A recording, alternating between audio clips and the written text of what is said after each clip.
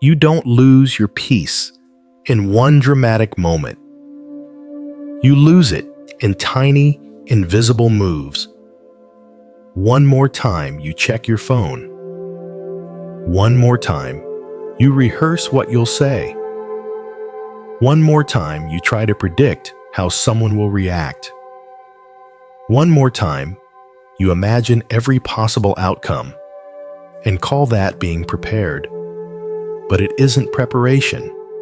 It's control disguised as safety. And here's the strange part.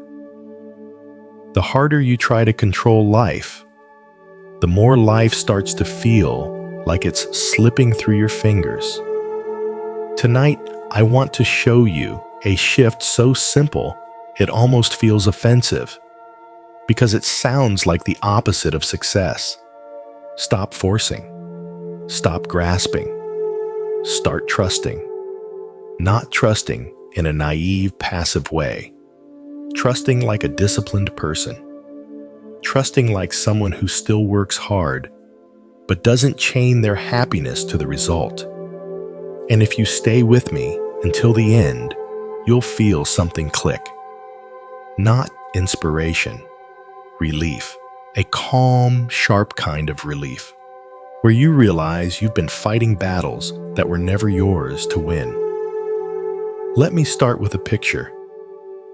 Imagine a man standing at the edge of the ocean. It's dark. The wind is cold, and waves are coming in hard. He steps forward and shouts at the sea, "Stop." He tells the water to calm down, to follow his plan, to respect his timing. And the ocean responds the way the ocean always responds. It doesn't respond. It keeps moving. Now, imagine this same man, exhausted, soaked, angry, standing there, still shouting. That's what many of us do with reality. We yell at it with our thoughts. We bargain with it. We try to make things happen. We try to make people understand. We try to make the timing right. And when it doesn't work, we don't just feel disappointed. We feel personally attacked, like life is insulting us. But the Stoics saw this clearly centuries ago, not as an idea, as a survival skill. They looked at chaos and said, there is only one place you can truly rule, your own mind. Everything else, weather, economies, other people, timing, reputation, luck, loss, all of it lives outside your command. So you can spend your life trying to command it anyway. Or you can stop arguing with the ocean and learn how to sail. Here's the first uncomfortable truth. Most anxiety is not caused by what is happening. It's caused by your demand that what is happening should be different. Read that again slowly. Your demand, your internal contract with reality. It sounds like, this shouldn't be happening. They shouldn't be like that. I shouldn't feel this way. This should have worked by now. I should already be there. And every time reality refuses to sign your contract, you suffer. Not because life is cruel, but because you are resisting what's already real. This is why you can be doing everything right and still feel like you're drowning, because you're not drowning in tasks. You're drowning in attachment. Attachment to an outcome. Attachment to a timeline. Attachment to how people should respond. Attachment to who you should be by now. Now I know what you might be thinking. If I let go, won't I become lazy? That fear is common, but it's based on a misunderstanding. Detachment does not mean apathy. Detachment means you stop demanding that life follows your script. You still write. You still act. you still show up. But you stop gripping the pen so hard that it snaps. You become dangerous in a different way. Not frantic, not desperate, not needy, quiet, clear, unshakable. Let's make this real. Think about a time you wanted something badly: a job, a relationship, a message from someone, approval, a breakthrough. And the more you wanted it, the more you watched it. You tracked it. You overthought every detail. You checked signs. You refreshed emails. You replayed conversations. You tried to manage the moment into existence. And what happened? Your mind became a prison. Even if you got the thing, you didn't enjoy it, because you trained yourself to live in tension. And tension doesn't disappear just because the prize arrives. It finds a new object, a new fear, a new outcome to cling to. This is why some people reach goals and still feel empty. They didn't reach peace. They reached a new form of control. So what do the Stoics do instead? They divide life into two worlds: the world of what you can control and the world of what you can't. This is not philosophy, it's oxygen. What can you control? Your choices, your effort, your values, your attention, your discipline, your response. What can't you control? Other people's feelings, their loyalty, their timing, their moods, the final result, the applause, the weather of the world. And if you confuse the two, you suffer, because you start trying to use your energy like a rope. You throw it around, things that cannot be tied down. And then you wonder why you feel exhausted. Let me give you a small example that changes everything. Imagine you're preparing for something important: an interview, a performance, a difficult conversation. You've done the work. You prepared. You practiced. You're ready. Then, the night before, your mind starts whispering. What if you mess up? What if they don't like you? What if you say the wrong thing? What if you don't get it? And now, your mind is not helping you. It's trying to control the future. But the future is not a room you can organize. It's a moving target. So you walk into the moment tense. You're not present. You're acting inside a mental simulation of failure. And that simulation leaks into your body. Tight chest, shallow breath, racing thoughts. That is not fate. That is attachment. Now here is the shift. You say, I did what I could. Now I release the outcome. Not to be passive, to be free. Because freedom is not having life obey you. Freedom is not needing life to obey you. That's the line. That's the hinge. And once you feel it, you can't unfeel it. But we need to go deeper, because there's a trap here. Some people here let go, and they turn it into avoidance. They stop trying. They call it peace, but it's actually fear in disguise. Stoicism is not that. Stoicism is action without desperation, work without attachment, love without possession, effort without anxiety. It's the farmer, not the gambler. A gambler tries to force luck. A farmer plants waters tens and then waits. The farmer knows something most adults forget. Some things cannot be rushed. Not because you're weak, because reality has its own rhythm. And that brings us to patience. The kind of patience that actually builds power. Patience is not doing nothing. Patience is doing the right things while refusing to panic. We live in a culture that worships speed. Fast answers, fast money, fast results, fast healing, fast love. And when something takes time, we interpret it as rejection.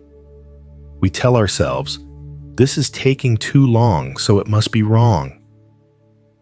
But the Stoics would ask you a different question. What if the delay is training you? What if the waiting is shaping your character? What if the silence is not punishment, but preparation? Because here's another truth most people hate. If something arrives too early, it can ruin you. The relationship you weren't mature enough to keep, the money you weren't wise enough to manage, the spotlight you weren't grounded enough to survive.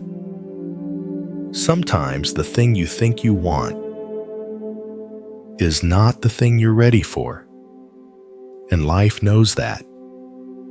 So it slows you down. It frustrates you. It blocks you, not to mock you, to protect you. Now, I want you to consider a question that might sting. What are you gripping so tightly right now that it's choking you? A person, a plan, a deadline, a version of yourself, a story about how life should look. Because whatever you're gripping is also gripping you. That's the trade. Attachment is a leash. You think you're holding it, but it's tied around your nervous system, and every time the world moves, you get yanked. So, how do you actually practice detachment? Not as a quote, not as a vibe, as a daily skill. Here's the first practice. Name the outcome you're obsessed with. Say it clearly. I need them to choose me. I need this to work. I need this to happen by this date. I need them to understand. I need to win. Then ask, is this fully in my control? Be honest. Not, can I influence it? Control. If the answer is no, you are attaching your peace to something unstable. You are building a house on water, and you'll feel it in your chest, in your sleep, in your mood, in your impatience. So the next step is not to stop caring. The next step is to shift where you place your care. From outcome to process. Process is where your power lives. Outcome is where your ego panics. Process is the work you can do today. Outcome is the fantasy you want tomorrow. Process is the phone call you can make. Outcome is the reaction you want someone to have. Process is your effort, your clarity, your integrity. Outcome is the world's vote. And the world is not obligated to vote the way you want. So you move your focus. You say, I will do my part, and I will let the rest be the rest. This is not weakness. This is mastery. Because the person who can release outcomes becomes harder to manipulate. Think about it. Why do people get controlled? Because they need something. They need approval. They need certainty. They need to be liked. They need to avoid discomfort. And whoever controls what you need, controls you. Detach, and you become free. Not numb. Free. Now here's where things get interesting.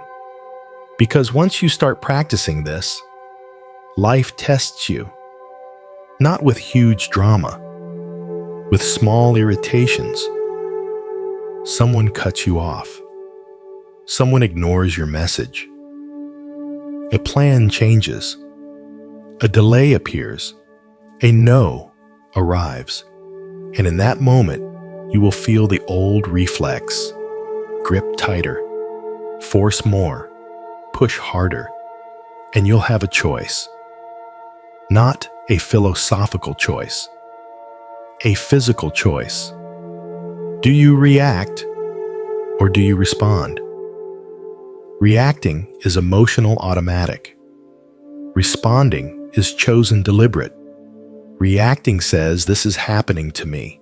Responding says, this is happening. Now I choose my next move. That one shift changes everything. Because when you respond, you reclaim your power. And when you react, you donate your power. The Stoics trained this like athletes. They treated setbacks like weights. They didn't ask for easy, they asked for strength. They asked for clarity. They asked to become the kind of person who can stand steady in storms. And that brings us to the next layer. Your inner dialogue, the voice you live with. Because your mind is always planting seeds. Fear, strength, resentment, gratitude, doubt, courage. And whatever you plant grows. If you keep planting fear, you will harvest anxiety. If you plant resilience, you will harvest calm. You don't become calm by hoping. You become calm by training. So, start listening to the sentences you repeat. Do you keep saying, I'm behind? It's not working. I'm not good enough. I always mess up. I'll never figure it out. That voice is not truth. It's a habit, and habits can be changed. Try this simple reframing. Instead of I'm failing, say I'm learning. Instead of I'm stuck, say I'm being shaped. Instead of this shouldn't happen, say this is happening and I can handle it. Not to fake positivity, to align with reality, to stop fighting the ocean. Now let's talk about relationships. Because nothing triggers control like other people. We want them to behave a certain way, to understand us, to reassure us, to choose us, to stay, to apologize. And when they don't, we tighten our grip. We send the extra message. We over-explain. We demand clarity. We try to force a feeling. We try to control their heart. But you can't control hearts. You can only offer yours. And here's the painful twist most people resist. The more you chase someone's love, the less love it becomes. It turns into negotiation. It turns into pressure. It turns into fear. And fear doesn't create intimacy. It creates tension. Real confidence in relationships is quiet. It says, I want you, but I don't need you to be okay. That doesn't mean you don't care. It means you don't abandon yourself to keep someone. And this is where detachment becomes attractive. Because when you're not desperate, you have space. When you're not clinging, you have presence. When you're not begging life to give you something, your energy changes. You're calmer. You're cleaner. You're not trying to take. You're offering. And people feel that. This is why some people attract what others chase. Not because of magic, because their nervous system is not screaming, because they're not training to control the moment. They're grounded inside it. Now let's talk about success, because success is one of the biggest sources of attachment. We attach to a timeline. We attach to milestones. We attach to the image of how our life is supposed to look. And if it doesn't match, we panic.